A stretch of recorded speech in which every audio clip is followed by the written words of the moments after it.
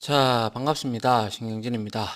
자, 우리가 지난 시간까지 그 스레드의 개념하고 그리고 싱글 스레드와 그리고 멀티 스레드를 직접 구현을 해서 우리가 직접 만들어서 구현하는 방법을 좀 알아봤다. 그죠? 예제를 통해서 실습을 통해서 알아봤습니다. 이제 조금 그래도 여러분들 이제 감이 좀 오죠. 그죠? 감이 좀 오고 스레드가 뭐라는 거는 이제 감이 좀 오지 않습니까? 예. 그거 와야 되는데요. 아무튼 자, 이번 시간에는요, 작업 스레드를 생성과 만드는 방법에 앞에서는 우리가 직접 만드는 방법, 그러니까 익명 구현 객체를 이용한다든지 아니면 익명 객체를 이용을 한다든지 아니면 람다식을 이용을 한다든지 그런 식으로 해서 만들어서 우리가 테스트를 해봤다면, 이번에는 스레드 하위 클래스로부터 생성, 이것도 중요한, 모르면 암기, 이래 적어놨네요. 그만큼 스레드를 만들 때 필요하다라는 거죠. 그래서 개인적으로 저는 요 방법을 많이 이용을 했어요. 아시겠죠? 자, 퍼블릭해서 여기에 지금 익스텐즈에서 스레드 있어요. 워커 스레드 이래 만들었어요. 그래서 스레드를 상속을 받아서 런 메서드를 재정의를 했다. 이 뜻은 이 스레드라는 클래스가 러너블이라는 인터페이스를 구현했으니까 이게 오버라이딩이 되겠죠. 그죠? 한번 확인해 볼까요? 자, 우리가 자바 닥스에 한번 가보죠. 자바 닥스에 가셔가지고 확인을 우리가 좀 해보면, 자, 자바 랭에 있습니다. 스레드는. 자, 자바 랭에 하고요. 자, 요거는 또 이게 나왔네요. 자, 수락해 주고요. 자, 랭에 가보면 여기에 보면 스레드라고 있습니다. 그죠? 스레드를 딱 클릭을 하니까 얘가 지금 어때요? 러너블이라는 인터페이스를 구현을 하고 있다. 그죠? 자, 근데 이 러너블 인터페이스에 다시 한번 가볼게요. 우리가 뭐 추상 메서드가 한 개밖에 없다 이렇게 얘기했는데 진짜 그런지 가보니까, 자, 당연히 한 개밖에 없죠. 런 메서드, 추상 메서드인 런 메서드 하나밖에 없어요. 그죠? 그래서 이 런 메서드를, 자, 누가 방금 봤던 이 스레드 클래스 어디 있나요? 예, 이 스레드 클래스가 얘를 구현을 했기 때문에 뭡니까? 상속을 받아서 이 런 메서드를 오버라이딩을 할 수가 있게 되는 거죠. 됐습니까? 자, 그 다음 한번 볼까요? 그 다음이 그죠? 이렇게 해서 한번 보도록 하겠습니다. 자, 이렇게 스레드를 상속받아서 런 메서드를 재정의를 하고, 그리고 난 다음에 이 인스턴스를 생성을 해서 우리가 스타트를 시키면 얘도 실행이 된다는 거예요. 무슨 말인지 이해가죠? 이거는 상속의 다양성이죠. 그죠? 상속. 자, 이거 조상 클래스고 이 자식 클래스인데, 자기 거 자기가 생성해도 상관없습니다. 아시겠죠? 근데 이거 다양성으로 이렇게 생성을 해서 스레드의 스타트를 호출을 하면 되겠죠. 그죠? 자, 그 다음에 이거는 뭡니까? 익명 자식 객체다. 그죠? 익명 자식 객체.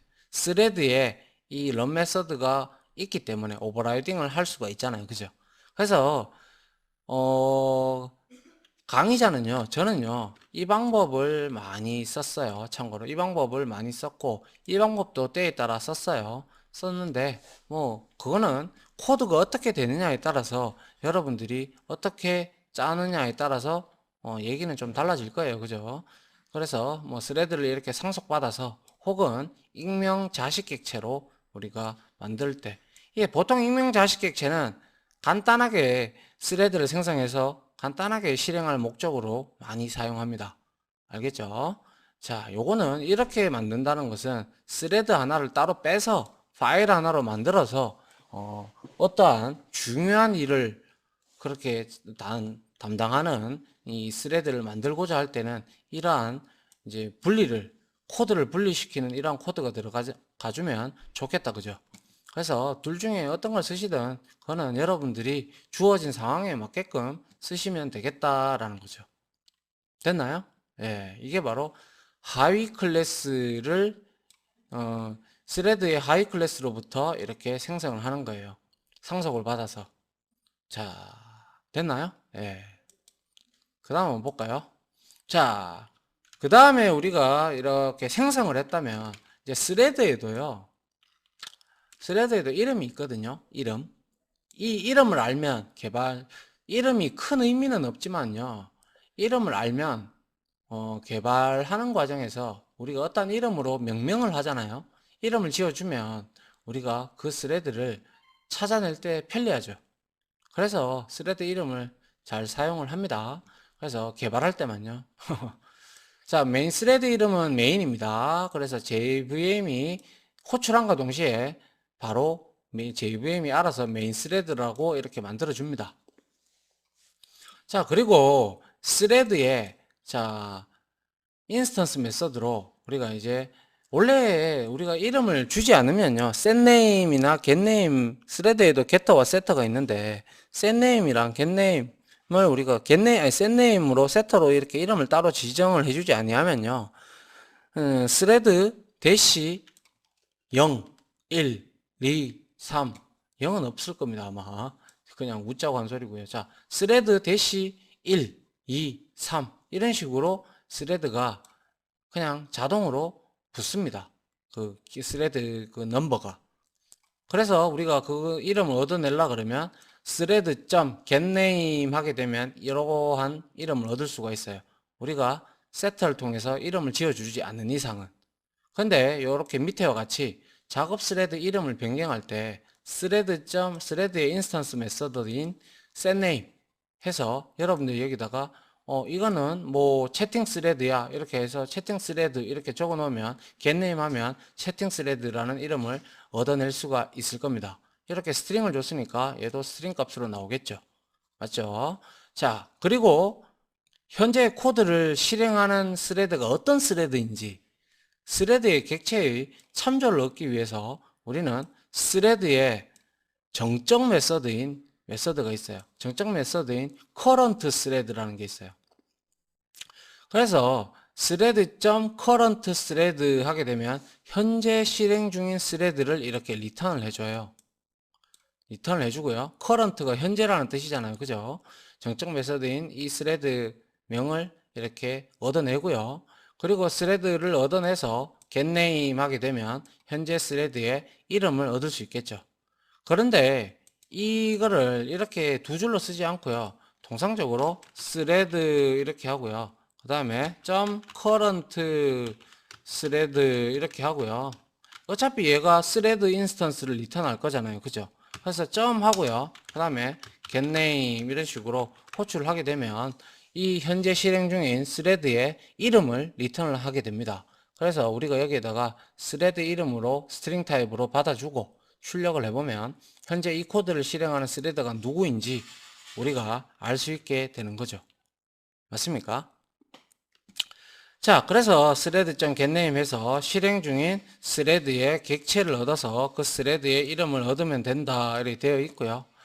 프로그램에서는 제가 아까 이전에도 말씀을 드렸지만 빈번하게 사용은 안 되지만 개발할 때 디버깅 과정에서 즉 에러 예외 같은 걸 추적해 나갈 때 우리가 사용하면 좋겠죠. 왜? 몇 번 스레드, 무슨 스레드가 지금 에러 예외를 쳤다, 띄웠다 이런 걸 우리가 쉽게 알고자 할 때는 이제 프로그래머가 그걸 알아내야 되잖아요. 그죠? 그래서 어떤 스레드에서 예외가 터졌는지 찾아 들어가서 우리가 알고자 할 때는 이 이름을 이렇게 정해주면 좋다라는 거죠. 무슨 이해가십니까? 그래야 우리가 찾아 들어가기가 좋잖아요. 여러 가지 스레드가 있는데 막 여기도 디벼보고 저기도 디벼보고 막 이러면 여러분도 힘들잖아요. 그죠? 저도 힘들고. 저는 힘든 게 아니고 저도 많이 힘들어 봤으니까요. 그래서 이름을 이렇게 정해두면 어떻게 보면 개발할 때는 좋아요. 알겠죠? 자, 이렇게 setName과 getName 인스턴스 메서드로 있다라는 거.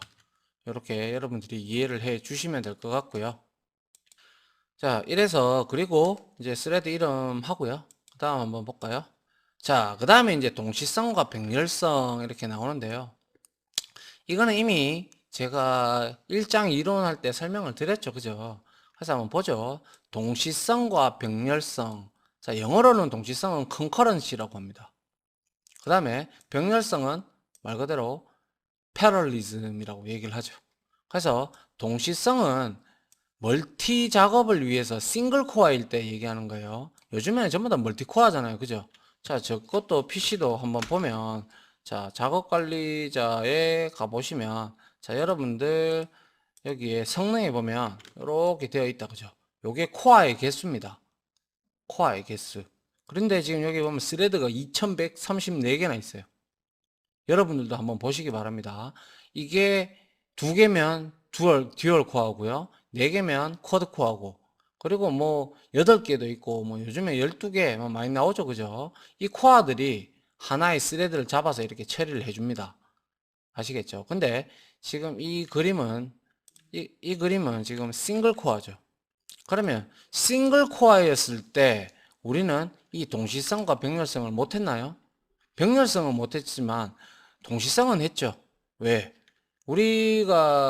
제가 좀 나이가 젊었을 때 인터넷 익스플로러 창 만약에 여러 개를 이렇게 띄워 놓을 수 있잖아요. 그죠? 그러면 이쪽 창 선택하고 이쪽 창 선택하고 이래 왔다 갔다 할 수가 있단 말이에요. 맞죠? 왔다 갔다 해요. 그런데 코어가 한 개인데 어떻게 이거를 잡아서 다 처리할 수 있습니까? 라고 묻는 사람도 있겠죠. 그래서 자바에서는 이거를 우리는 라운드 로빈 방식이라고 얘기를 하는데 CPU에는요, 우리가 컨트롤할 수 없는 스케줄러라는 게 있어요. 스케줄러라는 게 존재를 해서 CPU가 여기에서 이 A라는 프로그램이라고 치고요. 이 B라는 프로그램이라고 쳐요. 그러면 이게 만약에 듀얼 코어라면 두 개의 프로세스가 이런 스레드가 있다면 두 개를 잡아서 그냥 동시가 아니라 병렬적으로 실행을 하게 되면 문제가 안 될 텐데 하나의 스레드가 두 개를 실행을 하려고 하니까 문제가 된다는 거죠. 그래서 이거를 CPU 스케줄러에 이거에서 아주 잠깐 실행했다가 그 다음에 이것도 아주 잠깐 실행했다가 그 다음 또 잠깐 실행했다가 또 잠깐 실행했다가 왔다 갔다 하면서 이렇게 실행을 해요. 그래서 사람을 눈속임을 한다라고 생각을 하시면 되죠. 그래서 동시성이라는 것은 하나의 코어가 스레드 1을 잠깐 실행했다가 그리고 또 스레드 2를 또 잠깐 실행했다가 그리고 또 스레드 1을 잠깐 실행했다가 이게 바로 동시성입니다. 그래서 AB를 번갈아 가면서 동시적으로 이렇게 실행을 해준다고 해서 이거를 동시성이라고 합니다. 하나의 코어가 스레드를 실행했다가 실행 대기시켰다가 다른 스레드를 진행시키는 방법이다. 이렇게 되어 있어요. 하지만 요즘에는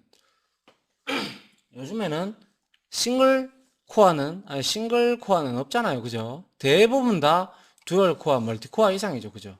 그래서 이렇게 듀얼 코어, 저 같은 경우는 4개의 코어가 있었지 않습니까? 자, 그러면 이렇게 4개를 이렇게 잡아서 처리할 거예요. 그죠? 이렇게 처리하는데 스레드가 4개만 있습니까? 4개만 있다면야 뭐 이 스레드가 엄청 코어가 하나씩 잡아서 처리해 주니까 엄청 빨라질 거예요.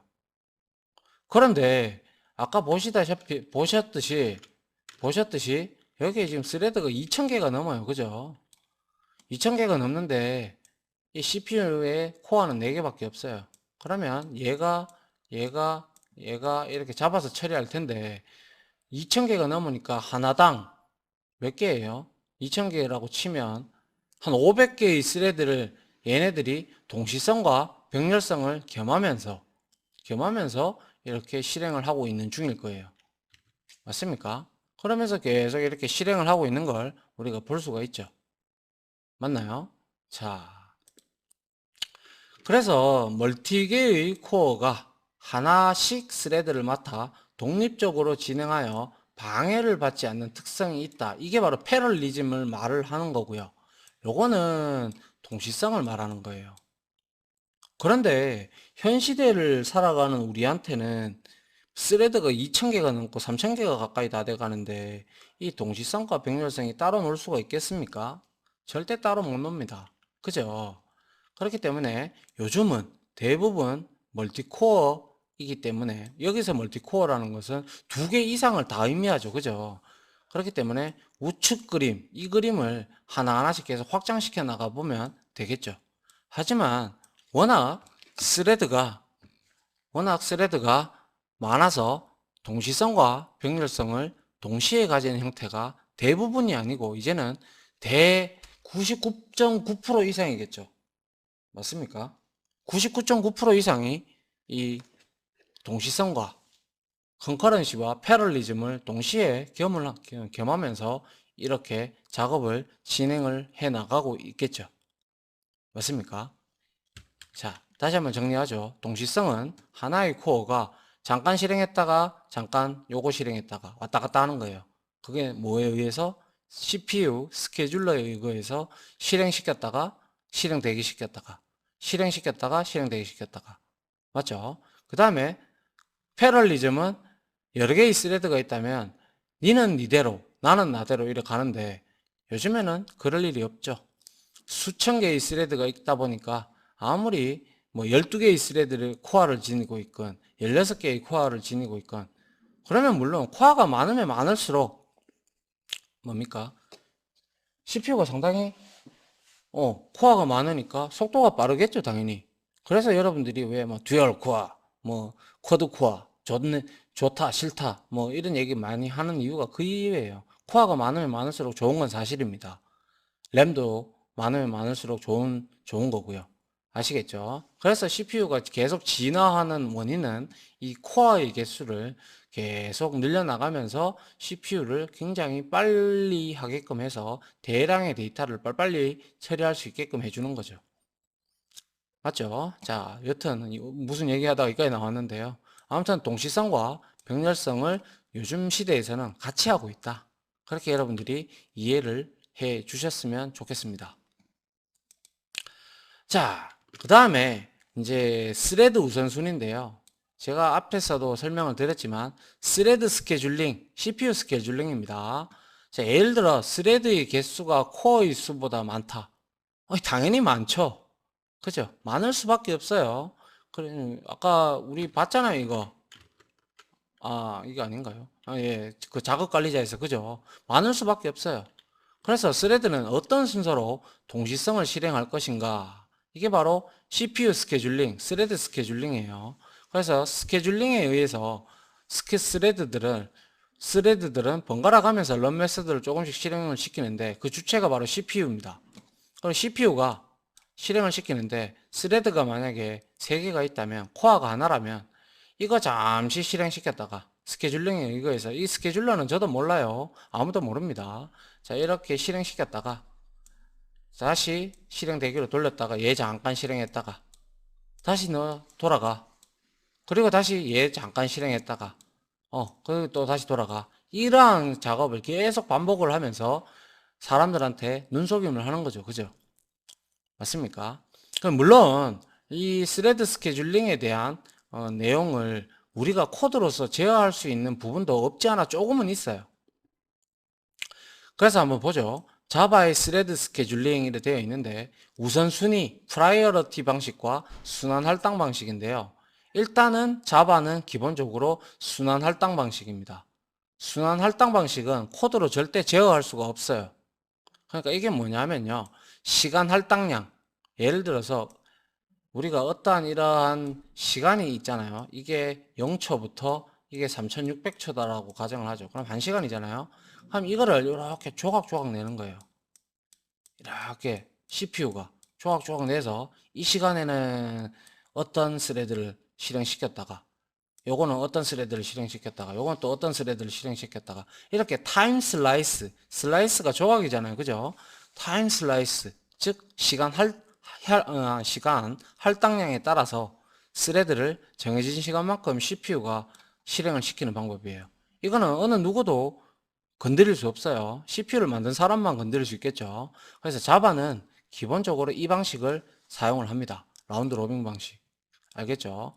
근데 요거 말고 한 가지 방식이 있는데 이게 바로 우선순위 방식인데요. 이거는 코드로 제어 가능하다라고 되어 있는데요. 사용자가 뭐 프로그래머가 설정하는 방식인데 이게 여기 보시면 1에서부터 10까지 있어요. 그래서 우리가 뭐 코드 실습할 때 좀 알아보겠지만 맥스 프라이어리티가 있고 스레드에 보면요. 상수로 열거상수로 맥스 프라이어티와 그리고 민 프라이어티 그리고 노멀 프라이어티가 이 세 개가 존재해요. 그래서 1, 5, 10 이렇게 순서를 가져요. 그래서 우리가 기본적으로 스레드에 기본 우선순위를 주지 않으면 5가 됩니다. 그런데요, 우리가 set priority 해가지고요, 세터를 이용해서 priority를 10으로 이렇게 했다고 해도 무조건 얘가 먼저 끝나는 게 아니에요. 무조건 얘가 먼저 실행이 되는 게 아니고 얘가 일찍 끝날 수 있도록 기회를 부여를 많이 해준다. 그렇게 보시면 돼요. 100% 완벽하게 끝나는 거 아닙니다. 아시겠죠? 자, 요것도 제가 코드 가지고 와서 직접 여러분들한테 보여드리도록 하겠습니다. 그래서 우선순위가 높을수록 실행 기회가 높아서 빨리 종료되는 현상이 나올 뿐이지 100% 얘가 먼저 끝난다라고 장담을 절대 하면 안 됩니다. 알겠습니까? 자, 그래서 여기에 우선순위 방식과 순환 할당 방식이 있는데 일단은 순환 할당 방식이 기본적으로 자바의 기본 이 방식이고요. 여러분들이 굳이 여기에서 우선순위를 좀 주고 싶다면 set priority를 줘서 우리가 세터를 통해 가지고 10, 5, 9를 줄 수도 있고 열거상수 값을 이렇게 줄 수도 있다라는 겁니다. 알겠죠? 자, 순환 할당 방식 아주 좋은 아주 중요한 용어가 나왔고요. 우선순위 방식 또 중요한 용어가 나왔습니다. 자, 그 다음에 이제 스레드 우선순위가 이렇게 되어 있는데요. 자, 이거 우리 아까 봤죠? 자, 멀티코어, 4개의 코어가 있는데요. 자, 모든 스레드들은 동시성을 가질 경우 우선적으로 실행할 수 있는 순위를 바로 우리가 스레드 우선순위라고 하는데요. 자, 우선순위는 1부터 10까지 있어요. 그리고 제가 앞에서 설명드렸듯이 모든 스레드의 우선순위는 5입니다. 이게 노멀 프라이어티인데요. 노멀 프라이어티고요. 그래서 스레드 자, set priority에서 우리가 맥스 프라이어티가 10이고요. 노멀 프라이어티가 5고요. 민 프라이어티가 1이에요. 이렇게 줬다면 15, 1 그러면 이렇게 해서 스레드가 얘가 먼저 끝날 확률을 높일 뿐이지 무조건 얘가 먼저 끝나는 거 아니라고 했습니다. 알겠죠? 자, 그래서 우선순위의 효과일 경우 싱글 코어일 경우에는 우선순위가 높은 스레드가 실행 기회를 더 많이 가지기 때문에 우선순위가 낮은 스레드보다 작업을 빨리 끝내는 경향이 있다라고 했지 100% 완벽하게 끝낸다라고 제가 말씀 안 드렸어요. 그죠? 그리고 멀티코어인 경우는 쿼드코어인 경우 쿼드코어는 4개겠죠. 코어가 그죠? 4개의 스레드를 병렬성으로 실행될 수 있기 때문에 4개 이하의 스레드가 있다면 뭐 그럴 일은 없겠죠. 4개 이하의 스레드만 있다면 뭐 3개가 있다. 그럼 3개만 이렇게 실행하고 한 개의 이 코어는 놀겠죠. 그러면 이때는 뭔가요? 병렬성만 이렇게 허용이 되지 동시성은 전혀 우선순위에 영향을 받지 못하겠죠. 왜? 하나씩 잡아서 다 처리하니까 얘가 10이든 얘가 5든 얘가 1이든 간에 동시에 하나씩 다 잡아서 처리하기 때문에 이거 필요 없다라는 거죠. 근데 이럴 일은 없죠. 아까 보셨다시피 2000개 이상 그렇게 스레드가 많이 있기 때문에 우리는 그럴 일은 없다고 보죠. 그래서 이렇게 우리가 우선순위를 사용자에 의해서 프로그램에 의해서 이렇게 줄 수가 있기는 하지만 이게 100% 된다라고는 장담을 절대 하면 안 됩니다. 알겠죠? 이게 바로 set priority를 통해 가지고 우리가 직접적으로 열거상수를 주든 숫자를 주시든 상관없습니다. 아시겠죠? 여기까지 우리가 예제를 살펴보고 이 다음 장을 동기화 메소드로 넘어가야 될 것 같고요. 왜냐? 다음 장이 내용이 상당히 많습니다. 그래서 일단은 우리가 여기서 알아야 될 오늘 제가 했던 것 중에서는요. 자, 먼저 정리 요약을 하자면 작업 스레드 이름을 이렇게 우리는 정해줌으로써 개발할 때 디버깅 과정에서 프로그래머, 즉 저희들이 이제 디버깅 할 때 좋다 이 말씀을 드렸고요. 그리고 현재 실행 중인 스레드의 객체의 참조를 얻으려면 current thread.getName을 하든 아니면 thread. 이렇게 해서 얻어내고 getName을 하시면 되고요. 그 다음에 동시성과 병렬성 concurrency, parallelism 이거는 요즘 시대에서는 동시다발적으로 이루어진다. 맞죠? 워낙 스레드가 많아서 동시성과 병렬성이 동시에 가지는 형태다 라고 말씀을 드렸습니다. 그죠? 자, 자, 그 다음 스레드 스케줄링, CPU 스케줄링하고 똑같은 말이고요. 이거는 CPU 스케줄링에 의거해서 스레드를 잠깐 실행했다가 돌려놓고 요 스레드 잠깐 실행했다가 요런 개념이죠. 그죠? 그리고 스케줄링의 방식에는 두 가지 방식이 있는데 우선순위 방식. 이거는 우리가 코드로 맥스 프라이어티, 뭐 노멀 프라이어티, 민 프라이어티 우리가 주면서 할 수가 있고, 그리고 순환 할당 방식은 코드로 제어할 수 없습니다. 이거는 무조건 CPU에 의거해서 타임 슬라이스 방식으로 된다라고 말씀을 드렸습니다. 자, 그 다음에 마지막으로는 뭐 오늘 봤던 것 중에서 이렇게 열거 장소를 통해서 이렇게 방법을 줄 수가 있는데, 자, 이게 스레드가 여러 개 있을 경우에 그리고 맥스 프라이어리티 10을 줬다고 해서 무조건 100% 먼저 끝난다는 거 아닙니다. 그냥 조금 더 일찍 끝날 기회를 부여를 받는다라고 생각을 하시면 돼요. 알겠죠? 그렇기 때문에 자, 그렇게 이해를 해주시면 좋겠고, 우선순위의 효과는 스레드가 여러 개가 있다면 효과가 있겠지만은, 스레드가 꼴랑 3개, 예를 들어 3개 있다. 근데 코어는 4개 있다. 그러면 이 우선순위는 별 의미가 없게 되겠죠. 하지만 이럴 일은 없죠. 현 시대를 살아가는 우리들에서는. 그죠? 그래서 최소 5개 이상 되면 이제 동시성과 병렬성을 동시에 진행하기 때문에 우선순위가 먹히겠죠. 하지만 5개만 있으면 그 CPU는 상당히 한가할 겁니다. 그죠? 하지만 스레드가 2000개 이상이 물에 넣기 때문에 상당히 바쁩니다. CPU는. 그죠? 자, 그렇게 여러분들이 정리를 해 두시면 되겠네요. 좀 어떻게 보면 어려울 수도 있는데요. 뭐 같이 또 실습을 해보면서 이렇게 해보면 여러분들이 충분히 이해하실 수 있지 않겠나, 그렇게 생각을 합니다. 아무튼 여기까지 강의 들어주신다고 수고하셨고요.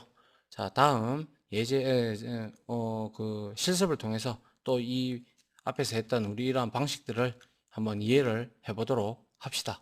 자, 수고하셨습니다.